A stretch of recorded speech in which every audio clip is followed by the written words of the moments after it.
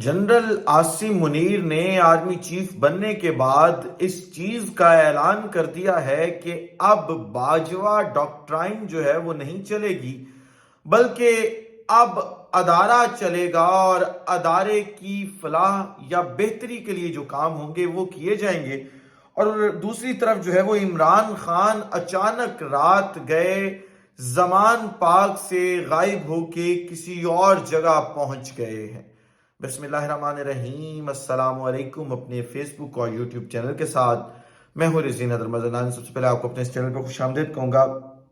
नाज़रीन, बड़ी अहम खबरें हैं, रात भर जो तफसीलात आई हैं वो आपके साथ शेयर करनी है।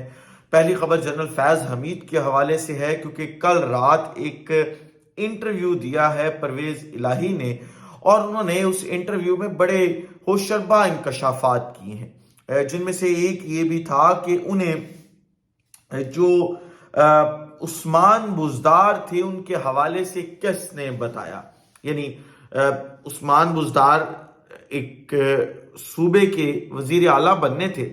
और इस चीज का इल्म सिर्फ इमरान खान को था और इमरान खान ने ये कहा था कि जो भी नया जो वजीर आला होगा या जिसको वजीर आला बनाएंगे उसका नाम सिर्फ इमरान खान खुद फाइनल करेंगे और उसकी बाकायदा स्क्रूटनी करेंगे। यही हुआ। आपने देखा कि जब वजीर आला का इंतखाब था तो उन्होंने मुख्तलिफ लोगों को बुलाया, उनके इंटरव्यूज किए, उनसे सवाल जवाब किए और जो सूटेबल शख्स था उस ओहदे के लिए वो निकालने की कोशिश की। लेकिन इमरान खान की नज़र में उस्मान बुज़दार आ चुके थे और उन्होंने फैसला किया हुआ था कि अब इस मुल्क का जो सबसे बड़ा सूबा है पंजाब, उसका जो वजीर आला लगाना है मैं इसी शख्स को लगाऊंगा। बाद में ये साबित हुआ कि उनका वो फैसला गलत नहीं था बल्कि दुरुस्त फैसला था उस्मान बुज़दार को वजीर आला पंजाब लगाना। अगर मैं परवेज इलाही की कारकर्दगी देखूं या उससे पहले शहबाज शरीफ की कारकर्दगी देखूं, शहबाज शरीफ से फोटो सेशन और अगर परवेज इलाही की कारकर्दगी रखें और दूसरी तरफ जो है वो उस्मान बुज़दार की रखें, दोनों को कंपेयर करके देख लें। परवेज इलाही इस सूबे के कामयाब तरीन वज़राए आला में से एक वजीर आला हैं और दोनों की कारकर्दगी उठा के देख, दोनों बराबरी के पल्ले पे खड़े हैं। अगर दोनों बराबरी पे हैं तो इसका मतलब है कि उस्मान बुज़दार और किसी और वजीर आला में फर्क नहीं है। उस्मान बुज़दार भी अच्छा इस सूबे के अंदर परफॉर्म करके गए, फिर उन पे तनकीद करने वाले और तनकीद के निश्तर बरसाने वाले जो हैं उनको खुद मुंह की खानी पड़ेगी। तो अब उस हवाले से परवेज इलाही साहब ने इंकशाफ किया है कि उन्हें बिल्कुल अंदाजा नहीं था कि अगला वजीर आला पंजाब कौन आ रहा है। उन्हें फैज हमीद ने और साथ ही साथ जो जहांगीर तरीन थे इन्होंने बताया कि अगला वजीर आला परवेज इलाही सब जो उस्मान बुज़दार है वो आ रहा है। और फिर परवेज इलाही साहब ने बताया कि उस्मान बुज़दार को मैं ही आगे लेके आया था, उनके वालिद से हमारे अच्छे ताल्लुकात थे और मैंने ही पहली दफा इन्हें उधर तौसा का जो है वो नाजिम बनवाया था। लेकिन ये चीज क्लियर हो गई कि उस दौर में फैज हमीद ही वो शख्स थे जिन्हें पूरी कमांड हासिल थी उस वक्त नहीं आने वाली हुकूमत पे। अगली खबर ले लें इमरान रियाज खान के हवाले से। इमरान रियाज ने अपने भाई अरशद शरीफ का जो हक था वो अदा कर दिया। जो इमरान रियाज खान है, आपको पता है कि उन्होंने एक फाउंडेशन बनाई थी IRK के नाम से, इमरान रियाज खान फाउंडेशन के नाम से, और उन्होंने ये तहैया किया था कि अब वो फलाह के काम भी करेंगे। जो दूर दराज इलाके हैं, बलूचिस्तान है, जनूबी पंजाब के इलाके हैं, वहाँ पे अब प्रॉपर एक्टिविटीज शुरू करेंगे। फिर कुछ दिन बाद हमने शहीद अरशद शरीफ की शहादत का सुना और शहीद अरशद शरीफ से इमरान रियाज बड़ी मोहब्बत करते हैं, वालेहाना मोहब्बत करते हैं और उस मोहब्बत का वालेहाना इजहार भी करते हैं। तो अब इमरान रियाज खान ने यह फैसला किया है कि वो एक एम्बुलेंस सर्विस शुरू करने जा रहे हैं जिसमें कश्मीर, बलूचिस्तान और जनूबी पंजाब ये इलाके जो उनका मेन टारगेट है, जहां पे सहूलियात मुयस्सर नहीं है सेहत की। तो उस हवाले से बड़ी तादाद में एम्बुलेंसेस खरीद ली गई हैं और उनकी अब जो इफ्तिताही तकरीब है या आप उन्हें कह लें कि उनका स्टार्ट है वो होने जा रहा है। और उसके हवाले से शहीद अरशद शरीफ की वालदा को सिलेक्ट किया गया है कि वो इस सर्विस का इफ्तिताह करेंगी और साथ ही साथ जो है وہ بول نیوز نے شعیب شیخ صاحب جو انہوں نے بڑا سٹیپ لیا ہے اور انہوں نے جو ہیڈ کوارٹر ہے بول نیوز کے کراچی میں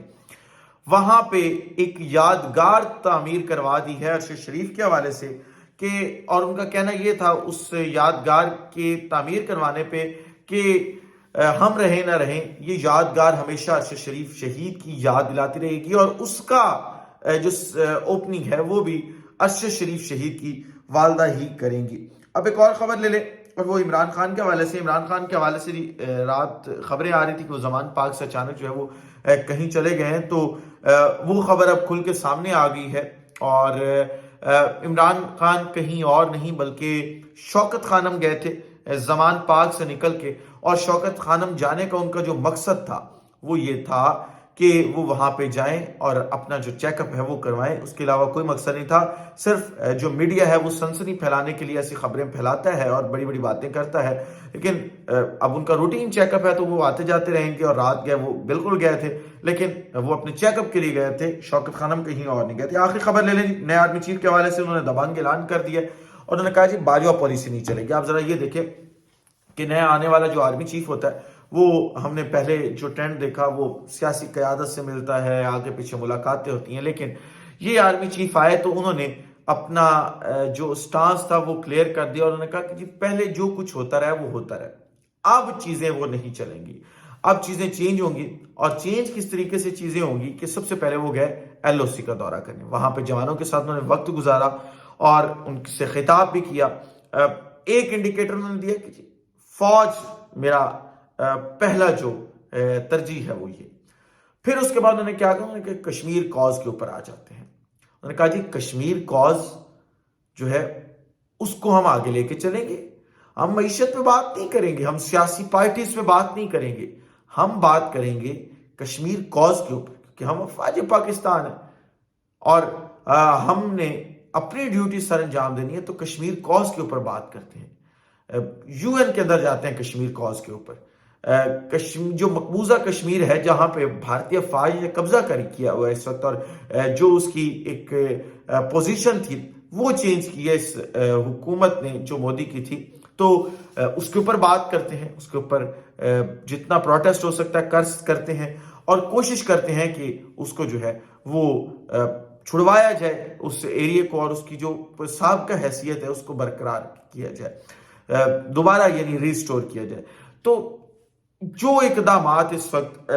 نئے آنے والے آرمی چیف کی جانب سے ہو رہے ہیں، D G I S P R, پھر آئی ایس پی آر کا ادارہ، پھر سرمنیز، پھر اس کے بعد